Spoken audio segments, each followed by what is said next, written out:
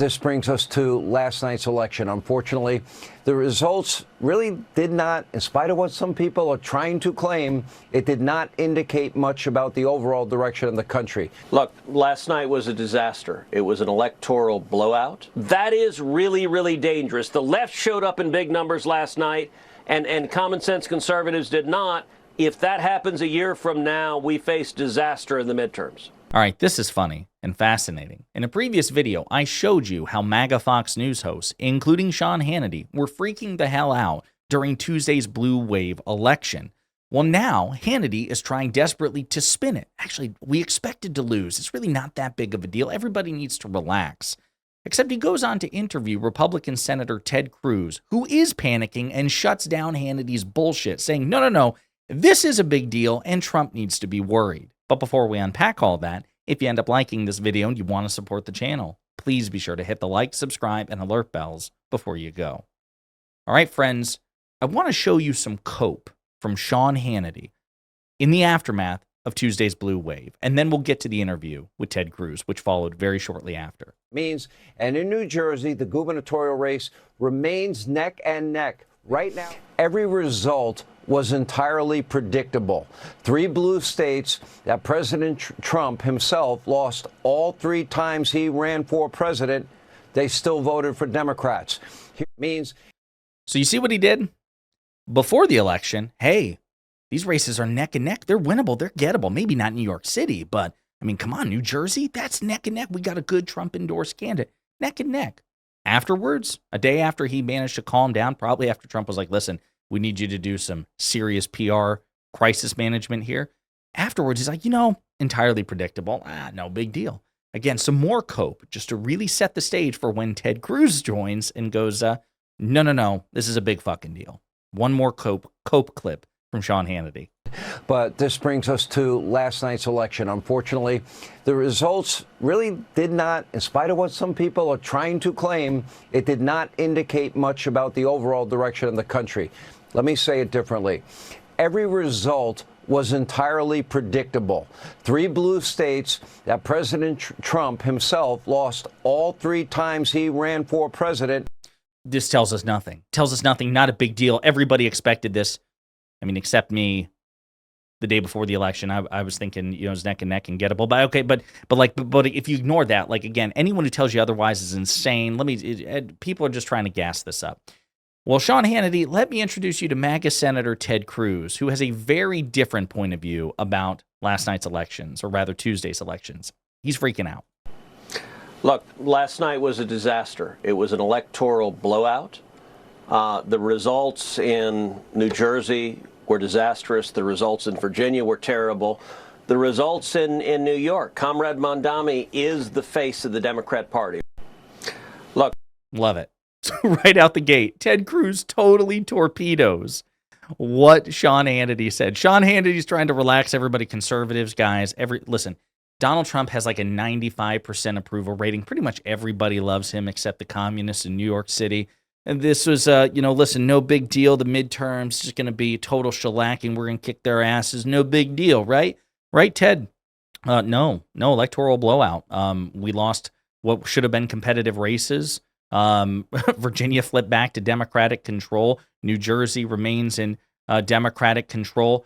Hell, the race went so poorly that one attorney general candidate in Virginia, who was plagued by a tech scandal, he won by, I'm pretty sure, I think damn near double-digit points over his Republican challenger. There was a retention election in Pennsylvania for Supreme Court justices. Remember how they talk about how corrupt the Pennsylvania Supreme Court is? Because actually, if we had a more sympathetic court, we could have overturned the 2020 election results. Well, those 3 liberal justices will now have an additional 10 years on the court. That's not good. They flipped 2 statewide seats out of Republican control in Georgia in favor of the Democrats. It's not good, folks. Not good at all. And to say nothing of the fact that every county in Virginia moved to the left. But wait, there's more. But let me ask you. You act like, oh, it was a blowout. Did you expect any different result? Because I didn't. I mean, I had a little hope in New Jersey, but yeah. You know, in the last 3 years, the migration out of New Jersey was a whopping nearly 250,000 people, Senator. I would imagine probably the vast majority of which would have voted for Jack Ciattarelli. That's a lot of people to lose in 3 years. They're going to your state and my state. So again, Hannity's like, come on, you're saying a blowout, man, but like, you know, come on, right? Not a big deal, right? I mean, come on. Okay, fine. Maybe I had some hope about New Jersey. Trump. This is the funny thing. This just goes to show. We got one more clip of Ted Cruz. One more clip of Ted Cruz putting Hannity in his place.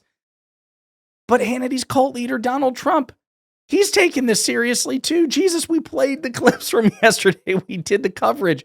Trump's not happy. He's publicly and privately panicking about Tuesday's election. And so Hannity's like undercutting Trump. Listen, I know everybody's freaking out. Yeah, Donald Trump is freaking out. And when Trump freaks out publicly and privately, I mean, listen, I know, look, Trump's stupid and Trump is narcissistic, but I don't think Trump is so stupid and narcissistic that he is outright delusional.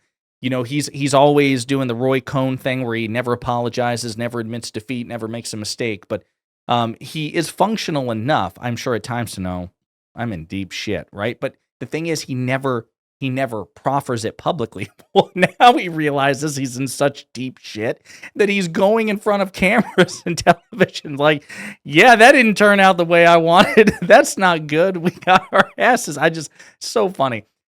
Listen, again, before I play this clip, the reason that I'm dwelling on the various reactions and analyses of the elections, because guys, look, I can't tell you what's going to happen in 2026. I have no fucking idea, and I'm not going to pretend to have an idea. And we have to let the dust settle on this election before we can, you know, more easily identify and quantify various trends.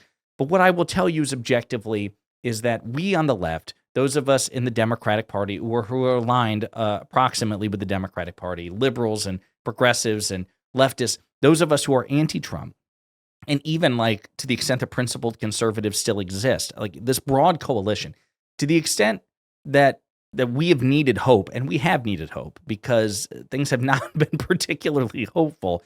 Tuesday was really awesome. Really awesome. And so, yeah, I'm going to sit and marinate in this for a minute, especially when we have stuff like this. So again, I'm just saying, like, don't begrudge me my joy. Okay. And I'm sure many of you are feeling joyful as well, especially the Schadenfreude element. The fact that these like authoritarian assholes are freaking out over this, and Hannity's case trying to calm everybody down when he was low key panicking too. It's just so great. So anyway, one last exchange between between Ted Cruz and Sean Hannity. But number two, look, last night should be a warning sign. It should be a warning sign to Republicans across this country. The left, they're energized, they're angry. Democrats are outraising Republicans right now, 3-1, 4-1. It is dangerous, and I think on our side, they're Republicans, and they're just people who are common sense in the middle, who I fear are feeling happy, are feeling potentially complacent. That is really, really dangerous. The left showed up in big numbers last night, and common sense conservatives did not. If that happens a year from now, we face disaster in the midterms. Okay. I don't feel as dire as you do. However, it is a cautionary tale always. And I think that you need to examine, you need reflection, introspection, course correction. Things that MAGA Republicans are not particularly inclined towards. And, of course, the president laid the foundation for our economy to shift. I believe that will happen sooner than later. And when it does, there'll be a big story to tell there on top of all the peace deals he's put together. I'm pretty confident with. And listen, that may happen. I mean, on the flip side, Democrats shouldn't, like Democratic commentators, Democratic voters such as you all, Democratic politicians shouldn't get overconfident and say, oh, fuck yeah, it's a guarantee. It's a done deal, baby. We can just cruise. That's not true. Neither side, if they want to win, should be complacent. But no, Ted Cruz is right here. Tuesday was objectively terrible for the Republicans. It wasn't a wash. It wasn't 50-50. They lost all across the board. Decisive victory, not even close. Total curb stomp. And it did matter. Now, will it be decisive for future elections? Not necessarily. And things can change between now and 2026. So again, take that seriously. But watching Hannity try his best to pretend and to downplay, only to get contradicted by Ted Cruz, who's like, no, this is freak out, man, freak out. We're danger, danger, danger. Trump is screwed if we keep this up. I just love that. In the meantime, let me know what you think in the comments.